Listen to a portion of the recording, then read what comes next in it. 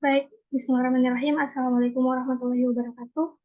Terima kasih atas kesempatan yang telah diberikan. Di sini saya akan mempresentasikan hasil dari kerja makalah saya mengenai algoritma kriptografi klasik, di mana saya ambil algoritma Sandi Cesar. Nah, di sini ini adalah tugas final dari dosen pengampu mata kuliah Keamanan Sistem Komputer. Langsung saja, perkenalkan nama saya Aulia Putri Utami dengan NIM 13020200001. Oke.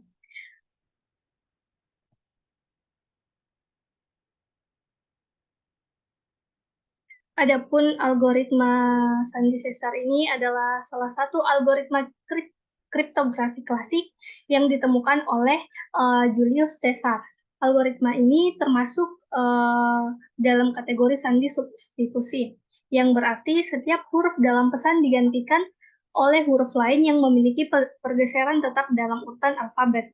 Dalam sandi Caesar, pergeseran tersebut adalah sejumlah tertentu huruf-huruf di dalam alfabet. Oke, selanjutnya ada langkah-langkah sandi Caesar. Yang pertama ada penentuan pergeseran, di mana pada awalnya pergeseran yang akan digunakan dalam enkripsi atau dekripsi harus ditentukan. Misalnya, jika pergeseran adalah 3, maka setiap huruf dalam pesan akan digantikan oleh huruf yang berada di 3 posisi di depannya dalam urutan alfabet. Jadi, huruf A akan digantikan oleh D, huruf B oleh E, dan seterusnya. Selanjutnya ada langkah enkripsi. Nah, setelah pergeseran ditentukan, langkah selanjutnya adalah mengenkripsi pesan untuk setiap huruf dalam pesan. Cari huruf yang akan menggantikannya dengan pergeseran yang telah ditentukan. Misalnya, jika huruf asli adalah M, dengan pergeseran 3, huruf yang akan menggantikannya adalah P. Terapkan langkah ini untuk setiap huruf dalam pesan, dan hasilnya akan menjadi pesan terenkripsi. Yang terakhir ada langkah dekripsi. Langkah dekripsi itu untuk mendekripsi pesan yang telah dienkripsi dengan sandi Caesar. Pergeseran yang sama yang digunakan dalam enkripsi harus diterapkan dalam contoh pergeseran 3. Jika huruf yang terenkripsi adalah P, maka huruf aslinya adalah M. Dengan menerapkan langkah ini untuk setiap huruf dalam pesan terenkripsi, pesan asli dapat dikembalikan. Oke, selanjutnya ada contoh enkripsi sandi Caesar. Yang langkah-langkah untuk enkripsi sandi Caesar adalah yang pertama, tentukan pergeseran yang akan digunakan. Dalam contoh ini, pergeseran yang digunakan adalah 3. Yang kedua, mulai dengan huruf pertama dalam pesan, yaitu H. Terapkan pergeseran ke depan sebanyak 3 langkah dalam urutan alfabet. Dalam pergeseran 3, huruf akan berubah menjadi huruf K. Yang ketiga, lanjutkan dengan huruf berikutnya, yaitu E. Terapkan pergeseran ke depan sebanyak 3 langkah dalam urutan alfabet. Dengan pergeseran 3, huruf E akan berubah menjadi huruf H. Yang terakhir, lanjutkan langkah-langkah ini untuk setiap huruf dalam pesan. Misalnya huruf E, L dengan pergeseran 3 menjadi O, L dengan pergeseran 3 menjadi O dengan pergeseran 3 menjadi R, sehingga hasil enkripsi untuk pesan hello dengan pergeseran 3 adalah KHOOR. Oke, selanjutnya ada kelemahan dari algoritma sandi Caesar sendiri. Yang pertama ada jumlah pergeseran terbatas, di mana sandi Caesar hanya memiliki 25 kemungkinan pergeseran, maka pergeseran 26 menghasilkan pesan yang sama dengan pesan asli. Keterbatasan ini membuat algoritma ini rentan terhadap serangan brute force, di mana serangkaian pergeseran diuji satu per satu sehingga pesan terdekripsi. Dalam konteks keamanan modern, 25 memungkinkan pergeseran terlalu sedikit untuk melindungi data dengan efektif. Yang kedua, ada analisis frekuensi, di mana sandi Caesar juga rentan terhadap analisis frekuensi, yaitu Teknik yang digunakan untuk menganalisis frekuensi kemunculan huruf-huruf dalam pesan terenkripsi dikarenakan pergeseran tetap pola frekuensi huruf-huruf dalam pesan terenskripsi tetap sama dengan pola frekuensi huruf-huruf dalam bahasa yang digunakan. Contohnya seperti bahasa Inggris. Ini dapat memberikan petunjuk bagi penyerang untuk mengidentifikasi dan memecahkan pesan terenskripsi dengan menganalisis frekuensi huruf.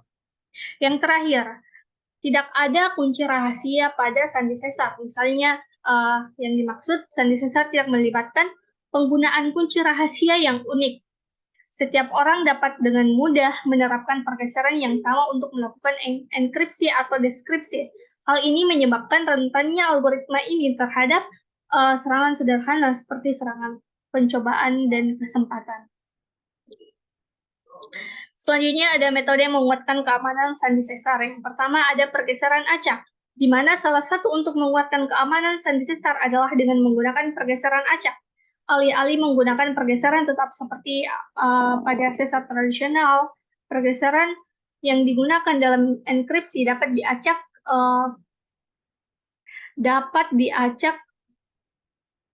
menggunakan dapat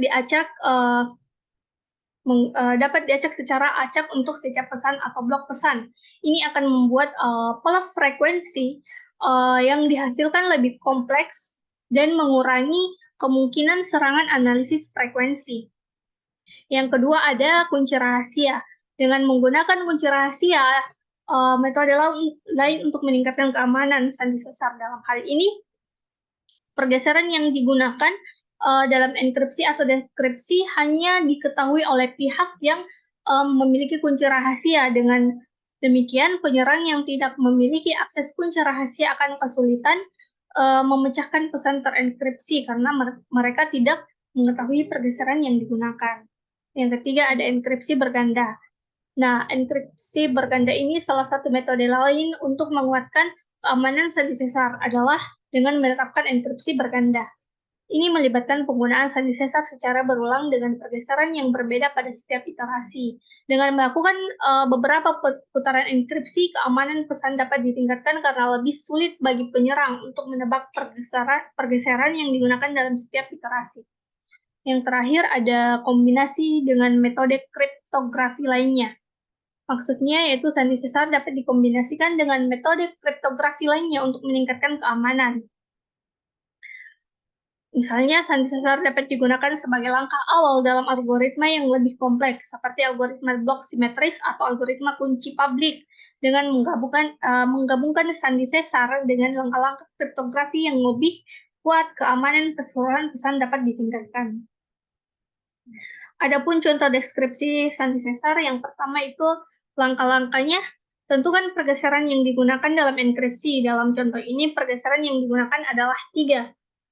Yang kedua, mulai dengan huruf pertama dalam pesan terenkripsi, yaitu K. Terapkan pergeseran ketiga ke belakang sebanyak 3 langkah dalam urutan alfabet. Dengan pergeseran 3, huruf K akan berubah menjadi huruf H.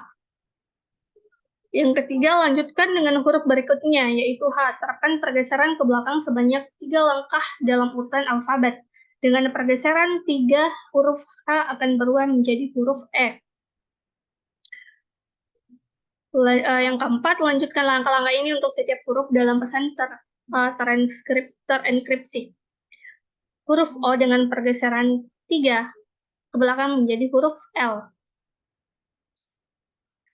Huruf O dengan pergeseran 3 dari belakang menjadi huruf L. Huruf R dengan pergeseran 3 dari belakang menjadi huruf O, sehingga hasil dekripsi untuk pesan terenkripsi KHOOR dengan pergeseran 3 adalah hello. Oke, selanjutnya adalah kesimpulannya. Kesimpulan dari materi tentang algoritma sandi sesar adalah bahwa sandi sesar adalah algoritma kriptografi klasik yang sederhana namun rentan terhadap serangan brute force dan analisis frekuensi karena keterbatasan pergeseran yang terbatas. Meskipun digunakan secara serius dalam keamanan modern, sandi sesar masih memiliki nilai sejarah dan menjadi dasar pengembangan algoritma kriptografi yang lebih kompleks. Untuk meningkatkan keamanan sandi sesar dapat digunakan metode seperti pergeseran acak, penggunaan kunci rahasia, enkripsi berganda, dan kombinasi dengan metode kriptografi lainnya. Dalam konteks keamanan, saat ini disarankan untuk menggunakan algoritma kriptografi yang lebih kuat dan kompleks. Oke, baik, terima kasih. Lebih dan kurangnya mohon dimaafkan. Wassalamualaikum warahmatullahi wabarakatuh.